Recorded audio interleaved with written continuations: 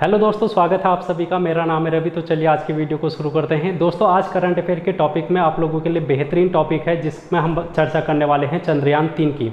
इसरो के द्वारा इसको सफलतापूर्वक लॉन्च कर दिया गया है। तो ये भारत के लिए एक गौरवान्वित पल है जिसमें हम बात करेंगे चंद्रयान 3 की और इसकी सक्सेस की बात करेंगे और इसकी रेलिवेंस की बात करेंगे कि भारत के लिए क्यों इम्पोर्टेंट है। इसके अलावा हम बात करेंगे दोस्तों चंद्रयान प्रथम और चंद्रयान दूसरे की भी बात करेंगे कि ये क्यों फेल हो चुका था और ये क्यों असफल हुआ। तो हम इन सभी के बारे में जानकारी लेंगे और आपके आने वाले एग्जाम जो भी एग्जाम होगा वहाँ पर जो भी क्वेश्चन यहाँ पर से बनने वाला होगा उनको हम यहाँ पर डिस्कस करेंगे। तो इस क्लास के बाद आप लोगों को सारे क्वेश्चन के आंसर है जो कि मिल जाएंगे। तो सबसे पहले हम बात कर लेते हैं दोस्तों ये रॉकेट का, जो कि किसी भी सैटेलाइट को ले जाने के लिए रॉकेट का यूज़ किया जाता है। जैसे कि अगर हम बात करेंगे एक स्थान से दूसरे स्थान पर, अगर हमें यहाँ से अमेरिका जाना है तो हम किसका यूज़ करेंगे? वायुयान का यूज़ करेंगे। तो उसी प्रकार से अगर हमको पृथ्वी से दूसरे ग्रह पर अगर किसी सैटेलाइट को ले जाना है तो उसके लिए हम यहाँ पर रॉकेट का प्रयोग करते हैं। और रॉकेट किस प्रकार से काम करता है उसको थोड़ा सा देख लेते हैं, उसके बाद हम अपने चंद्रयान मिशन पर जाएंगे। दोस्तों ये रॉकेट है, आप लोगों को देखने को मिलेगा भारत में एक जगह है, आप लोगों को ध्यान में रखना है, सतीश धवन अंतरिक्ष केंद्र। सतीश धवन अंतरिक्ष केंद्र, और ये श्रीहरिकोटा के नाम से जाना जाता है जो कि आंध्र प्रदेश पर है। ठीक है, तो ये आप लोगों को ध्यान में रखना है। बहुत बार एग्जाम में पूछा जाता है कहाँ पर स्थित है ये। तो आंध्र प्रदेश की श्रीहरिकोटा में सतीश धवन अंतरिक्ष केंद्र स्थित है, वहाँ से इस रॉकेट को प्रक्षेपित किया जाता है। दोस्तों सबसे पहले अगर हम बात करेंगे इस रॉकेट की तो इसके तीन आप लोगों को चरण देखने को मिल रहे हैं। सबसे पहले ये रॉकेट के तीन हैं। सबसे पहले अगर हम बात करेंगे यहाँ पर एक राइट साइड है, एक लेफ्ट साइड और एक बीच में मोटा सा।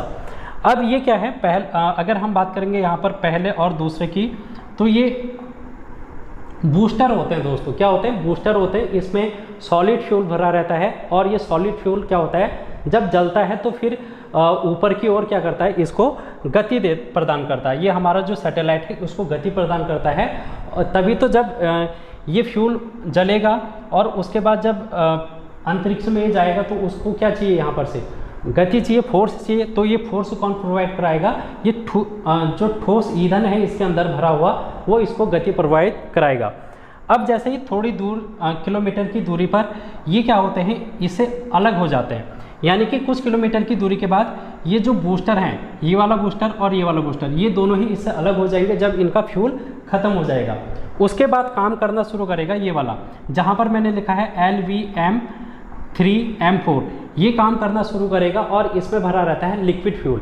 लिक्विड फ्यूल भी जलने के बाद इसको और गति देता है और ये अंतरिक्ष में भेजने की इसको कोशिश करता है। तो जब इसमें से भी फ्यूल इसका ख़त्म हो जाता है तो उसके बाद ये चालू हो जाता है, इसको हम बोलते हैं क्रायोजेनिक इंजन।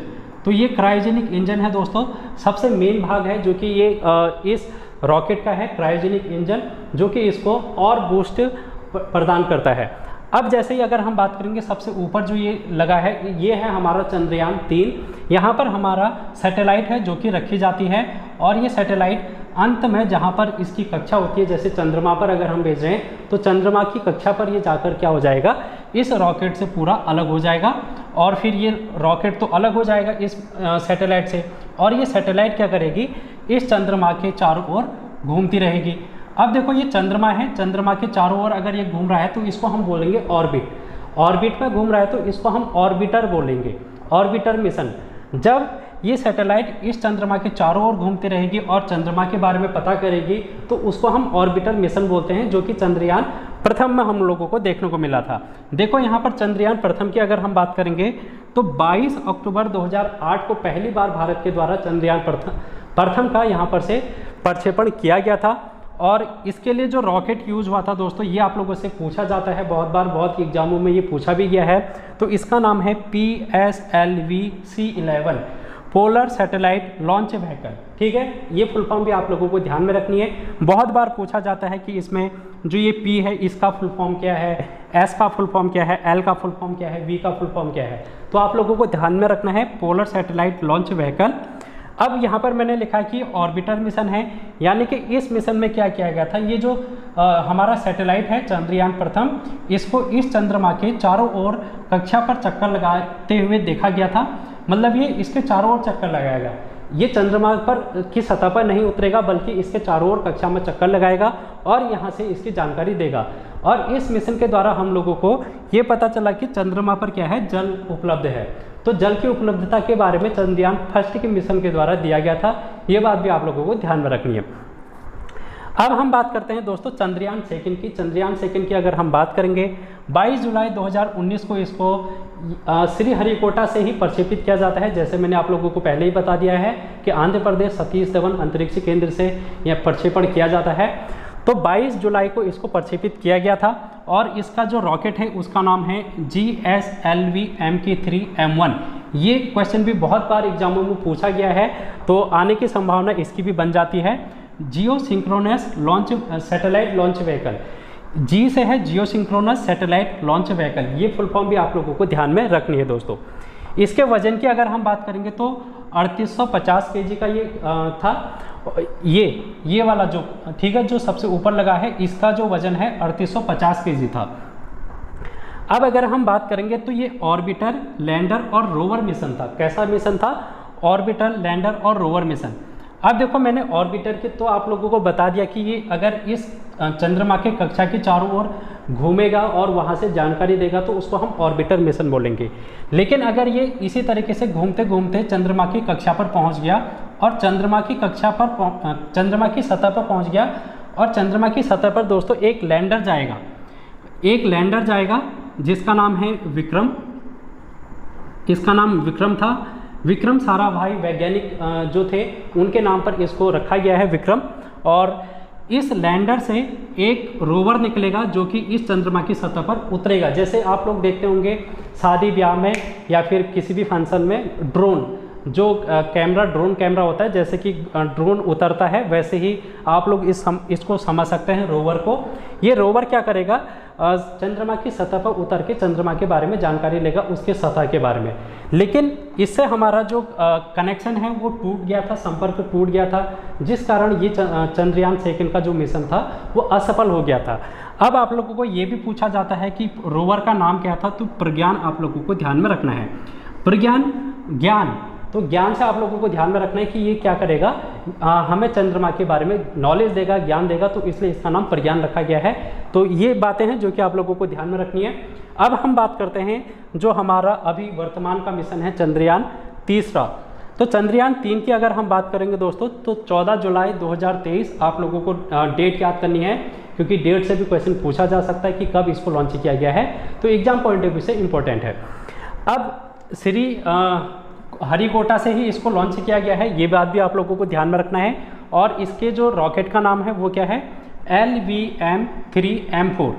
तो ये रॉकेट का नाम भी आप लोगों को ध्यान में रखना है। इस बार के आने वाले जो एग्जाम हैं वहाँ पर इस टाइप के क्वेश्चन जरूर पूछे जाएंगे आप लोगों से।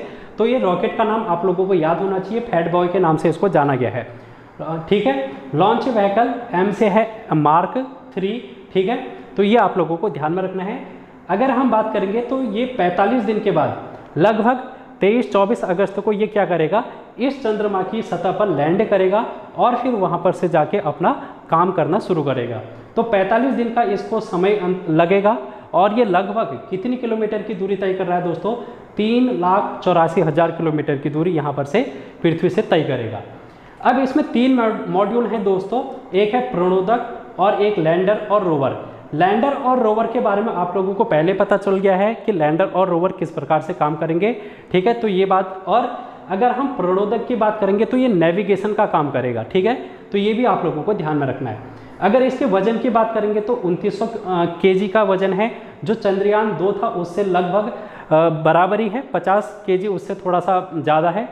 और इसकी लागत 615 करोड़, जो कि सबसे कम लागत है जो कि विश्व में अभी तक मानी गई है, क्योंकि अभी तक जो नासा है उसने भी इतने कम लागत में कोई सैटेलाइट इस तरीके की नहीं बनाई है। तो भारत के द्वारा ये कीर्तिमान है जो कि स्थापित किया गया है। तो ये बड़ी अच्छी बात है भारत के लिए। और इसके अलावा आप लोगों को ये ध्यान में रखना है कि चंद्रमा पर लैंड करने वाला ये चौथा देश होगा। कौन सा देश होगा चंद्रमा पर लैंड करने वाला, तो ये चौथा देश होगा। तो ये कारनामा अभी तक कौन कौन कर चुका है दोस्तों, USA कर चुका है, रसिया कर चुका है, रूस और चाइना। तो ये 3 देश हैं, इन लोगों के नाम भी आप लोगों को ध्यान में रखना है। चौथा भारत देश है। इसके अलावा आप लोगों को ये ध्यान में रखना है कि चंद्रमा के दक्षिणी ध्रुव पर उतरने वाला भारत पहला देश बन जाएगा। यहाँ पर जो ये 3 देश हैं, रसिया, यूएसए और चीन, ये चंद्रमा के दक्षिणी ध्रुव पर नहीं गए हैं। ये चंद्रमा पर भले ही गए हैं, लेकिन चंद्रमा के दक्षिणी ध्रुव पर, जहाँ पर दोस्तों गड्ढे हैं, बहुत ऊबड़ खाबड़ है, और जहाँ पर जो सूर्य की किरणें हैं वो बिल्कुल ही नहीं हैं, तो इसलिए ये मिशन है जो कि कठिन माना जा रहा है, और ऐसा करने वाला जो दक्षिण ध्रुव पर पहुंचेगा चंद्रमा की, वो भारत होगा। तो इस लिहाज से आप लोगों को ध्यान में रखना है भारत का जो कि पहला देश बन जाएगा दोस्तों। ठीक है, दक्षिणी ध्रुव आप लोगों को ध्यान में रखना है, क्योंकि यहाँ से क्वेश्चन फंस जाएंगे। आप लोग 4th मत करके आना, 1st करके आना अगर दक्षिणी ध्रुव पर होगा तो इस प्रकार से आप लोगों ने देखा जो कि चंद्रयान 3 था। ये यहाँ पर क्या जानकारी लेगा, यहाँ पर इस जो भी खनिज है, खनिज तत्व की ये जानकारी लेगा, यहाँ पर जो भी रासायनिक पदार्थ हैं, ठीक है, इन सभी की ये जानकारी यहाँ पर से लेगा। और इसके अलावा जब ये चंद्रमा की सतह पर पहुँच जाएगा, वहाँ की ये क्या करेगा दोस्तों, पिक्चर लेगा, वहाँ की फ़ोटो लेगा, और यहाँ पर भारत में जो इसरो है उनको यहाँ पर से साझा करेगा। तो इस प्रकार से हम चंद्रमा के बारे में जानकारी ले सकते हैं दोस्तों। तो ये थी जानकारी चंद्रमा के मिशन की, चंद्रयान 3 जो हम लोगों ने अभी लॉन्च किया है। तो आई होप आप लोगों को क्लास समझ में आई होगी और आप लोगों ने जानकारी ली होगी। तो आज की क्लास में इतना ही। Thank you so much.